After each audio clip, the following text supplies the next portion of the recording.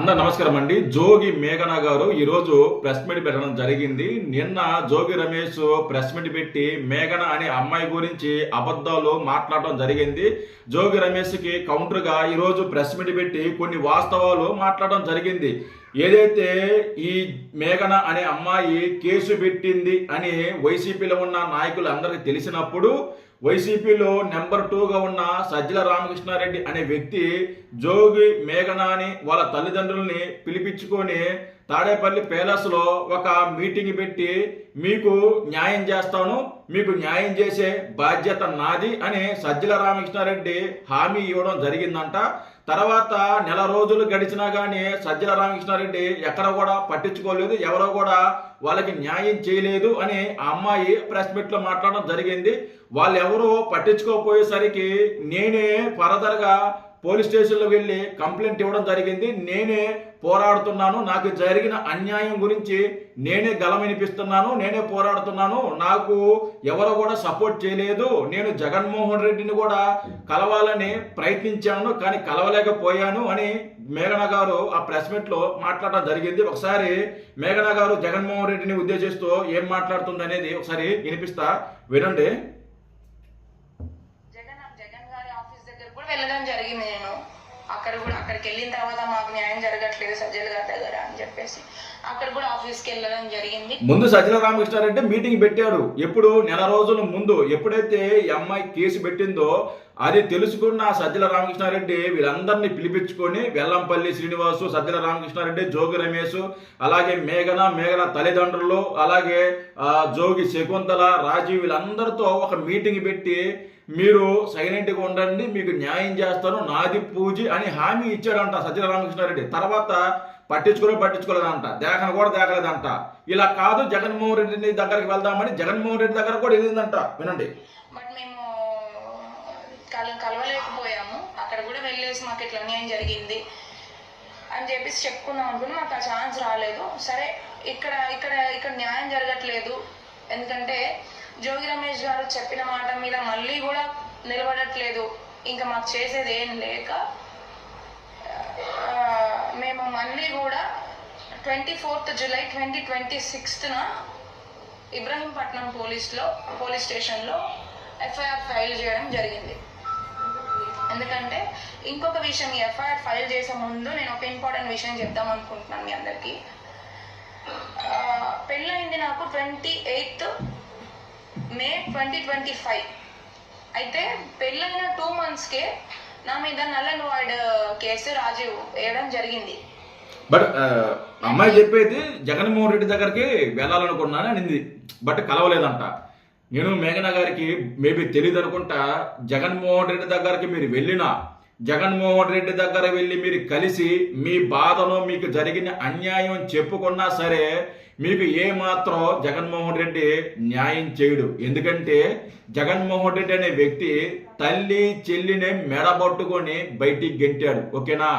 తల్లి చెల్లిని మెడబట్టుకొని బయటికి గెంటాడు.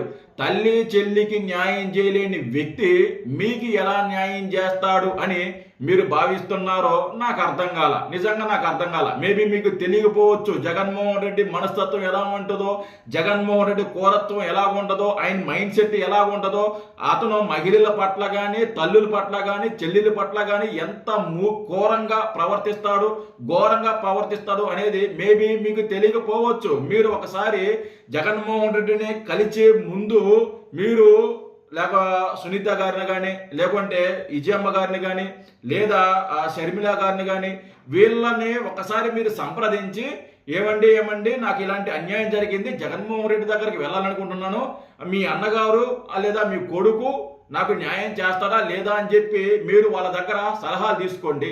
సలహాలు తీసుకుంటే వాళ్ళు ఏం చెప్తారో తెలుసా?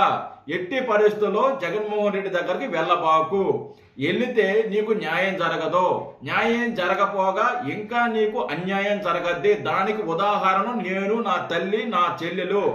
ఏదైతే జగన్మోహన్ రెడ్డి కోసం నా తల్లి కష్టపడ్డాను, నేను కష్టపడ్డాను, నా మరో చెల్లి కష్టపడ్డది. మేమందరం జగన్మోహన్ రెడ్డి కోసం, జగన్మోహన్ రెడ్డి గెలుపు కోసం ఎంతో కృషి చేశాము, ఎంతో కష్టపడ్డాము. అలాంటి వాళ్ళనే మమ్మల్ని మెడబట్టుకొని బయటికి గెంటి మా మీద క్యారెక్టర్ దెబ్బతీసే విధంగా వాళ్ళు సోషల్ మీడియాలో బూతులు మాట్లాడించాడు, మా క్యారెక్టర్ గురించి బూతులు మాట్లాడించారు, మా క్యారెక్టర్ని దెబ్బతీసే విధంగా వాళ్ళు సోషల్ మీడియాలో జగన్మోహన్ రెడ్డి మాట్లాడించాడు అని జగన్మోహన్ రెడ్డి మనస్తత్వం గురించి వాళ్ళు బాగా చెప్తారండి. వాళ్ళు బాగా చెప్తారు. జగన్మోహన్ రెడ్డి ఒక్కడే కాదు, జగన్మోహన్ రెడ్డి చుట్టూ ఉన్న వ్యక్తులు ఎవరైనా సరే ఎవరి దగ్గరికన్నా వెళ్ళండి, మీకు న్యాయం జరగదు, మీకు అన్యాయమే జరగద్ది. ఎందుకంటే వాళ్ళు మనుషులు కాదు, వాళ్ళు రాక్షసులు. నరరూప రాక్షసులు అంటారు కదా, అలాంటి వాళ్ళు వైసీపీలో ఉన్న నాయకులు కానీ జగన్మోహన్ రెడ్డి కానీ వీళ్ళందరూ నరరూప రాక్షసులు. వాళ్ళు ఏ మహిళకి న్యాయం చేయరు, ఏ మహిళని న్యాయం చేయరు, అన్యాయమే చేస్తారు. దానికి ఉదాహరణ తల్లి చెల్లి వీళ్ళిద్దరిని చూసుకుంటే జగన్మోహన్ రెడ్డి మనస్తత్వం ఎలాంటిదో మనకు బాగా అర్థమవుద్ది. కాబట్టి మీరు వైసీపీలో న్యాయం చేస్తారు, వైసీపీ నాయకులు న్యాయం చేస్తారు అని మీరు ఏమాత్రం కూడా ఆలోచించబోకండి. అలా ఆలోచిస్తే మీరు మోసపోతారు. మీకు న్యాయం చేయాలంటే మీకు పోలీసులు న్యాయం చేయాలి, లేదా కోర్టు ఉంది, కోర్టు మీకు న్యాయం చేస్తుంది. మీరు కోర్టును ఆశ్రయించండి, కోర్టులో మీరు ఛాలెంజ్ చేయండి, కోర్టులో మీరు పోరాడండి. న్యాయ వ్యవస్థ, న్యాయ దేవతలు ఉన్నారు, వాళ్ళు మీకు ఖచ్చితంగా న్యాయం చేస్తారు. మీకు ఎక్కడైనా అన్యాయం జరగచ్చు, కానీ కోర్టులో మాత్రం మీకు అన్యాయం జరగదు, మీకు న్యాయమే జరగద్ది. ఎందుకంటే కోర్టు రాజకీయ నాయకులు లేకపోతే ఇంకోరు చెప్తే వినరు, వాళ్ళ సాక్ష్యాధారాలే చూస్తారు. కాబట్టి మీకు న్యాయం జరగాలన్నా, మీకు న్యాయం మీ వైపు రావాలన్నా మీకు ఉన్న ఒకే ఒక దారి కోర్టు మాత్రమే. కోర్టును ఆశ్రయించండి, కోర్టులో మీరు పోరాడండి, కోర్టు మీకు తగిన న్యాయం ఖచ్చితంగా చేస్తుంది, సరేనా?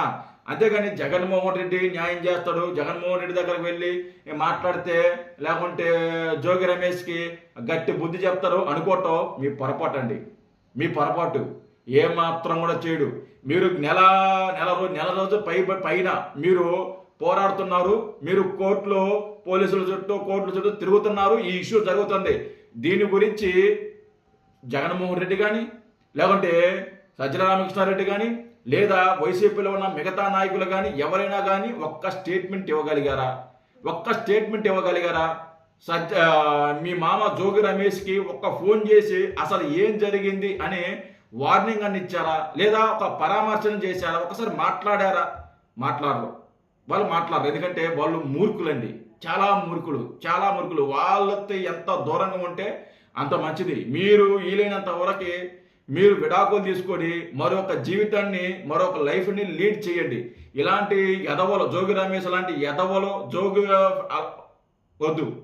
అలాంటి వాళ్ళతో మళ్ళీ కాంప్రమైజ్ అయ్యి మళ్ళీ వాళ్ళ ఇంట్లో మీరు వెళ్ళొద్దు. వాళ్ళంత మూర్ఖులు మరొకరు ఉండరు, అంత నీచులు, అంత దుర్మార్గులు వాళ్ళు. కాబట్టి జగన్మోహన్ రెడ్డిని వెళ్ళి కలవాలి అనే ఒక పిచ్చి ప్రయత్నం ఏదైనా ఉందో అది మానుకొని మీరు కోర్టుని ఆశ్రయించండి, మీకు తగిన న్యాయం జరగద్ది. Thank you.